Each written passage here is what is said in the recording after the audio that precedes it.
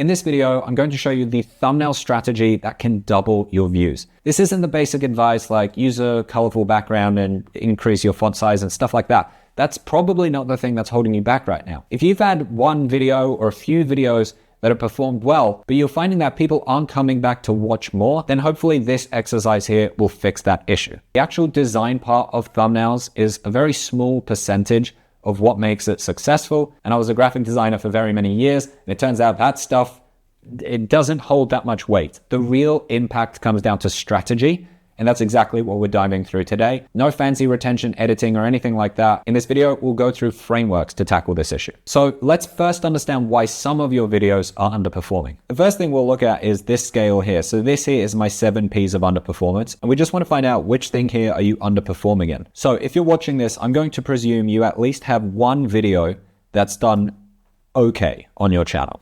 And for it to do okay, hopefully you've got decent packaging, which has decent CTR on that video. Now for that video to have done okay, you've most likely got a decent AVD, average view duration.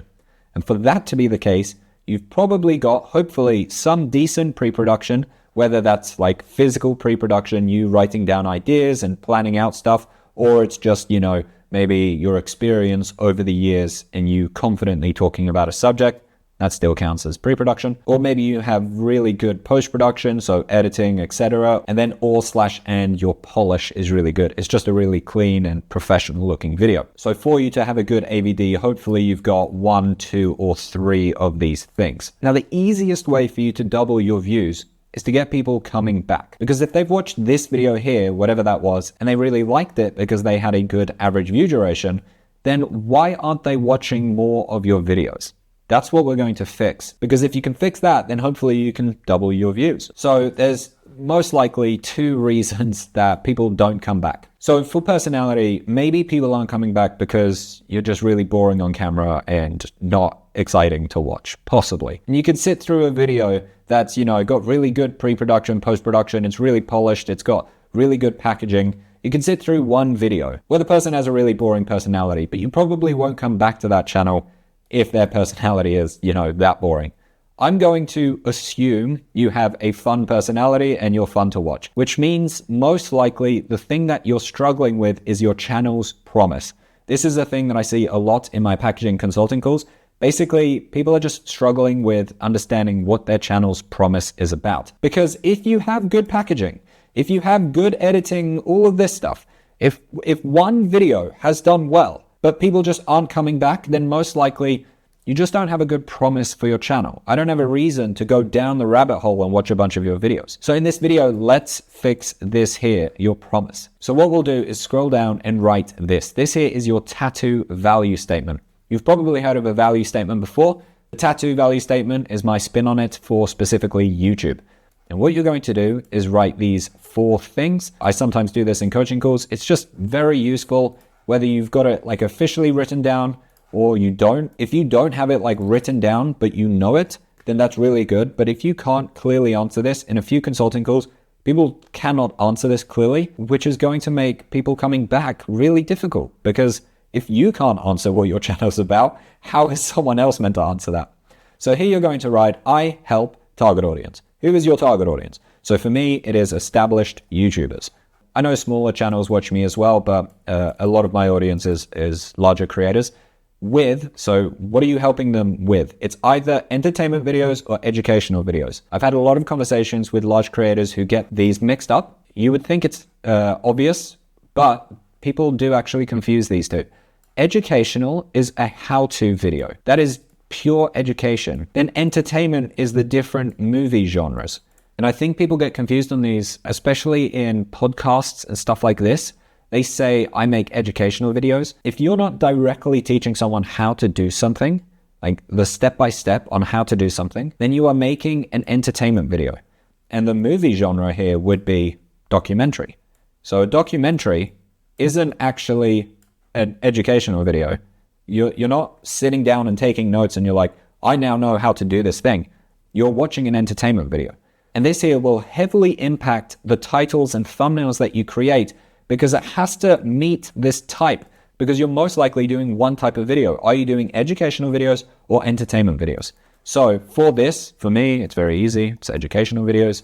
You know, you're not coming here to watch, let's say, the movie genre of comedy or the movie genre of documentary. You are here to learn. You're here to watch educational videos. The next thing here is to write down if you fix or you talk about a specific interest. So if it's a problem, it's something you're fixing. If not, it's just to talk about a specific topic, whatever that is.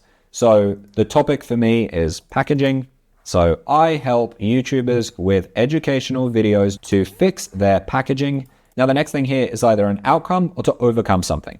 These are quite similar, but the difference is gain motivation or loss aversion. It's slightly different and it doesn't matter too much, but it impacts the vibe of your videos. So typically overcome something is a lot of the time, not always, but scare tactics and stuff like that. So that might be like, you know, I help YouTubers with educational videos to fix their packaging so they don't waste years of their life posting on YouTube unsuccessfully.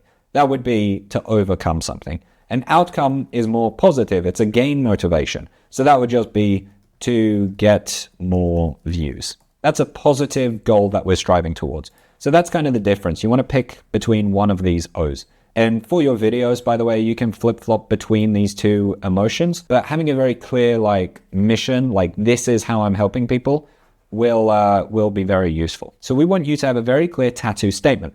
Now with that, why that matters is because of the algorithm. So I'll show you how the algorithm works. This is a very, very simplified algorithm. But what's happening here is YouTube is going to show this video first to the nerds of your audience, the people who watch every single one of your videos. And these people are subscribed because of this sentence, right? So they have subscribed because they've come up with their own tattoo value statement for your channel. And if the video you're posting doesn't match this, then your loyal audience won't click that video. And if they don't click that video, then it can't move on to this next phase in the algorithm, where it spreads it and shows it to more people. But if these people here do like the video, and they'll most likely like the video if it actually aligns with your tattoo value statement, then it can show it to the next batch of people. And they're the people who have maybe watched a few of your videos.